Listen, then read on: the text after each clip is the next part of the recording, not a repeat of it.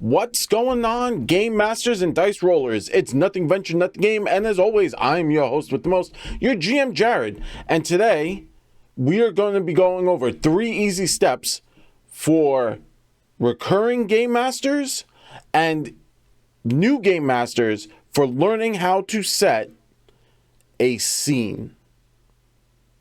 So stick around and cue the sting.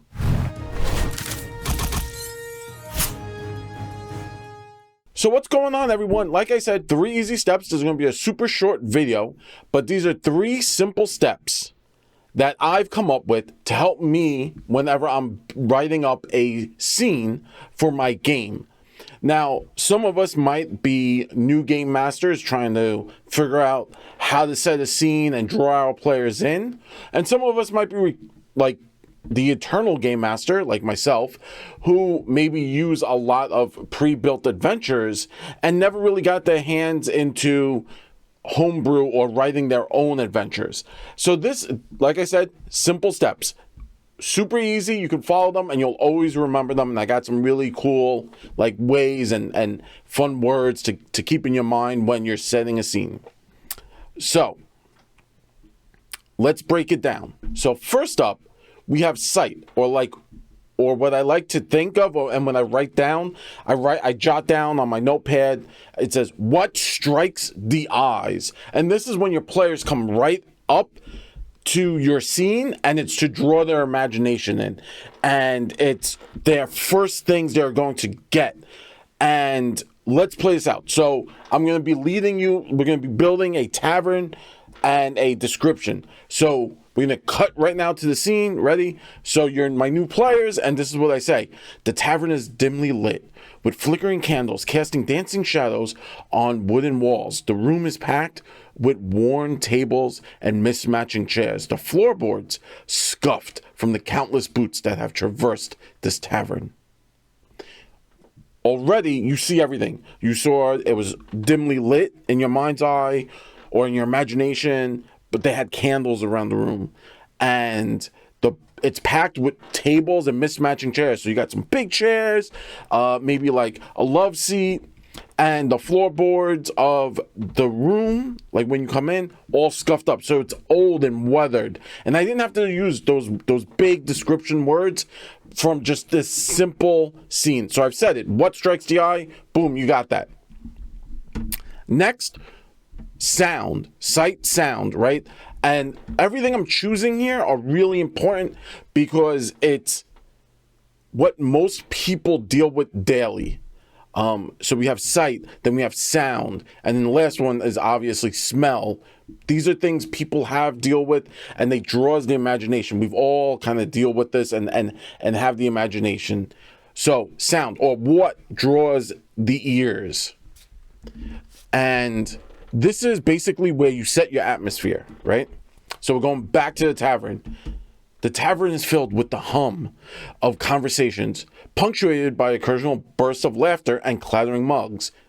The crackling of the hearth adds a cozy background, while the creaks of the floorboard hints at the age. Somewhere in the back, a minstrel strums on their lute, the notes bleeding into the lively atmosphere. So sight, when you first saw this, it was like this dimly lit tavern where the candles were playing with the shadows, and you look and the floorboard is scuffed from the boots and mismatched chairs are around these worn tables. But now you hear the sound, the atmosphere, conversation. So now I've added people or your like entities have entered this room. You hear people talking and laughing. So it's not, it's not one of these rough and tumble taverns. It's laughter. People are enjoying themselves. So maybe they're travelers, merchants, other maybe townsfolk kind of blowing off the steam from a long working day. And then you hear the hearth, the fire. It makes it cozy. So that sound, that word cozy, now you feel a little warm. So your characters aren't on edge. They don't have to kind of brace themselves for a fight. They come in, they're like, oh, this is lovely. This is nice. I feel at ease, and I want to join the enjoyment, the ambiance of the world around. And then the minstrel in the background strumming their lute adds sound.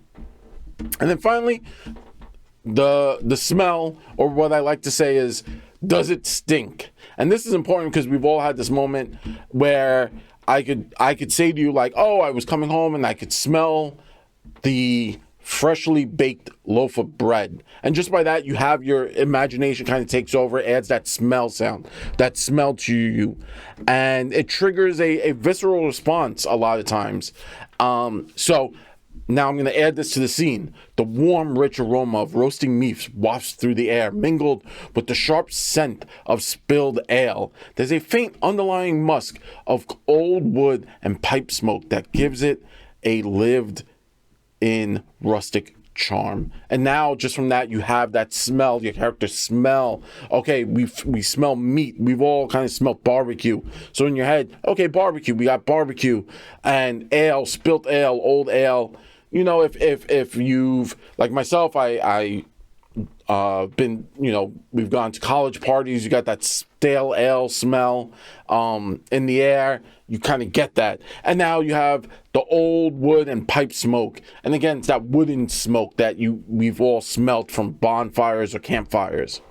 Now if we bring it all together, obviously that whole paragraph, we could read that all out, that whole thing, but that's very long, and your players are like goldfish, and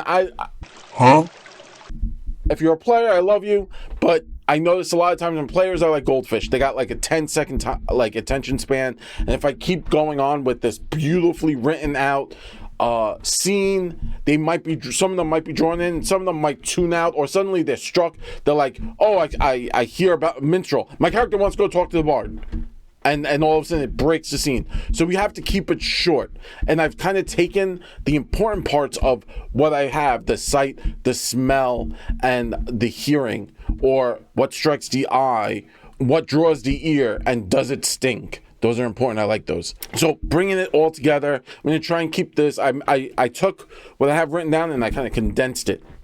So the dimly lit tavern is packed with worn tables and mismatching chairs. Flickering candlelight casts dancing shadows on the scuffed floorboards. The hum of conversation mixed with crackles of the hearth and the strumming of a lute, while the warm aroma of roasting meats and spilled ale mix with pipe smoke. It's a place that feels both live in and lively. So you see how that all works out?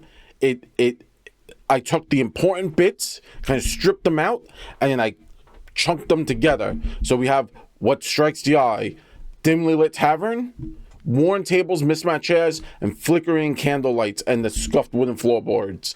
And that draws you right in. Really important, striking bits. The hum of conversation mixed with the crackle of the heart and the strumming of a lute. That's what they hear, right? So what draws the ear? That's what they're hearing. And then you have the aroma of roasting meats, spilled ale, and pipe smoke. And it again brings it all together, because now you have that pipe smoke, that meat, so you know something's roasting, and you have draws it all in. So does it stink? That's the stink that the players are getting. And that was a simple tavern. That's your simple tavern. But right there, I chose specific. I wrote it out. I made it real long and beautiful and poetic, and I could put it in with J.R. Tolkien, and I could have my Silmarillion, or knowing my players with their goldfish attention span. Remember, I love you guys.